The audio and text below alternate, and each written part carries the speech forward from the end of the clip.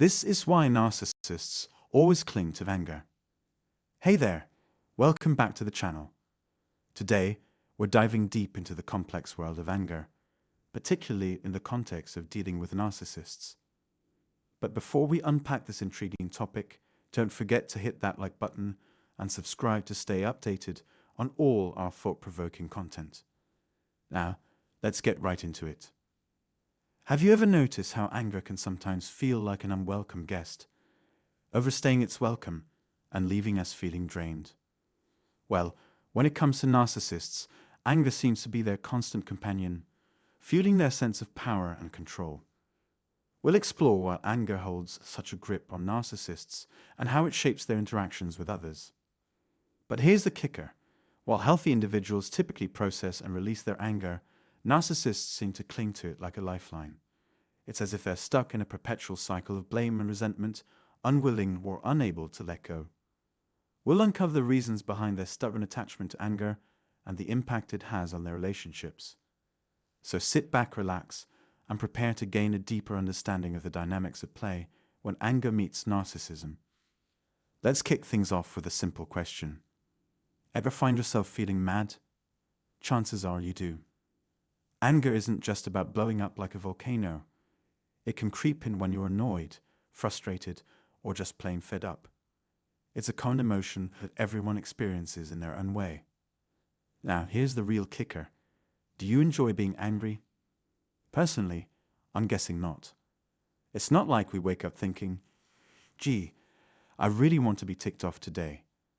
But with narcissists, it's a whole different ballgame. They seem to thrive on it, like it's their fuel. We'll delve into why they're so drawn to that surge of power anger gives them. Now, let's turn it up a notch. Do you hold on to your anger? Healthy folks usually let it go once it's had its moment, focusing on more important things.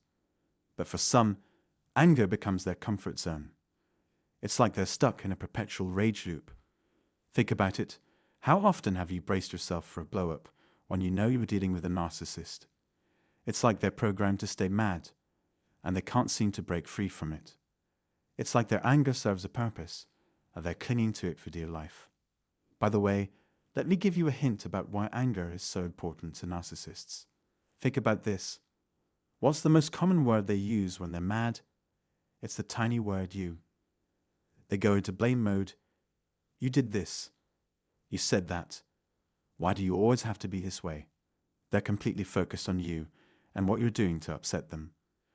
It's all about external blame with no room for mutual understanding or shared responsibility. It's all about you.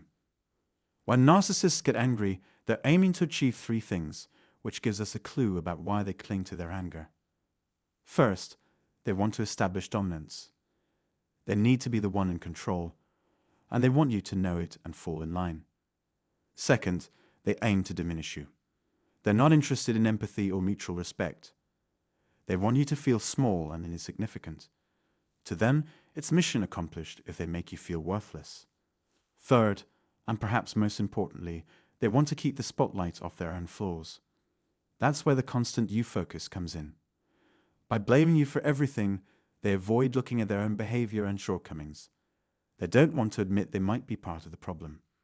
When narcissists get angry, they're really saying, I'm not happy with myself. I feel pain and confusion. People let me down. These feelings are inside them.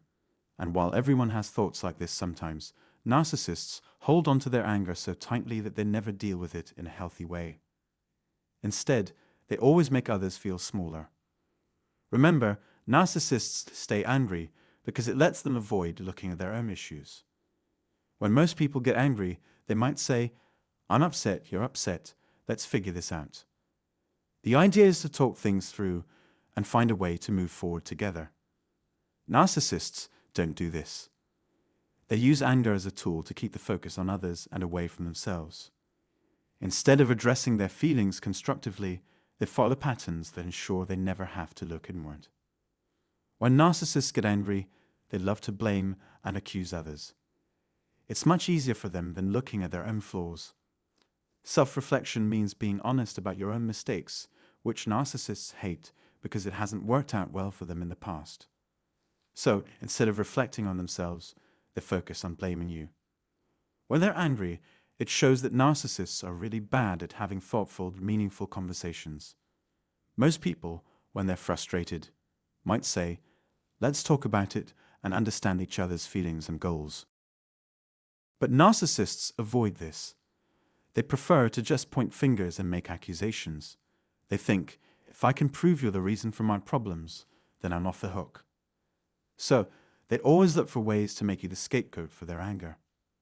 Remember, if you weren't there for them to unload their anger on, it would just be someone else. Their anger isn't really about you, you're just the person in front of them who's getting the brunt of it. They just need someone to blame and pour their anger into. When narcissists hold on to their anger toward you, what they're really saying is, I don't want to deal with my own issues. I don't want to face my stress or feel bad about myself. By focusing on you, they avoid facing their inner problems. Narcissists always need someone to blame. They pour all their pain and negative energy onto others to avoid dealing with their own issues. This happens because they lack the skills to resolve conflicts. They think, I don't know how to handle disagreements or deal with people, so it's easier to focus on blaming you instead of addressing the real issues. It's important to remember that not all anger is bad. Healthy anger has a purpose. When you're healthily angry, you stand up against things that undermine human worth, neglect valid needs, or go against your principles. Healthy anger is about protecting yourself, while also respecting the relationship. It means you want to keep things civil and dignified so there's a chance for resolution and harmony. When a narcissist is angry, they start from a place of, I don't see us as equals. You have problems, and we won't discuss mine. I must be superior to you. Constructive dialogue isn't needed because that would mean I have to consider your feelings. I'm just going to dictate. They avoid teamwork because it implies compromise, which they despise.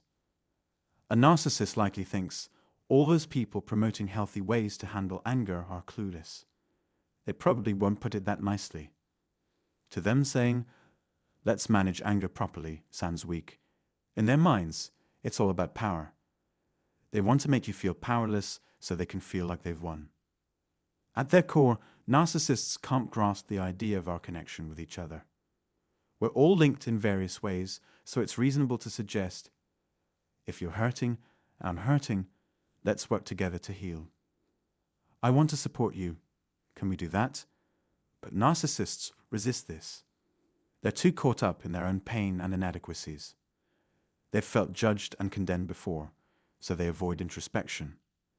Instead, they cling to their anger as a way to maintain dominance over you and avoid facing their own issues. That's why they hold on to their anger towards you, but you can choose a different path.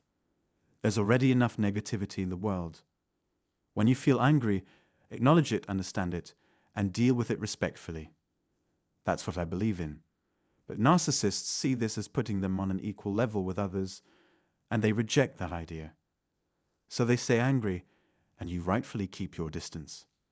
As we wrap up, I encourage you to cultivate intentionality and steadiness in your emotional journey. Strive to embody peace, even if the narcissist fails to join you in that space. Remember, your inner peace is a powerful force. If you resonated with this message, I invite you to like, subscribe, and share this video with others who may benefit from it. Also, don't forget to check out the link in the description for a free book and details on one-on-one consultations. Your support helps us continue spreading valuable insights.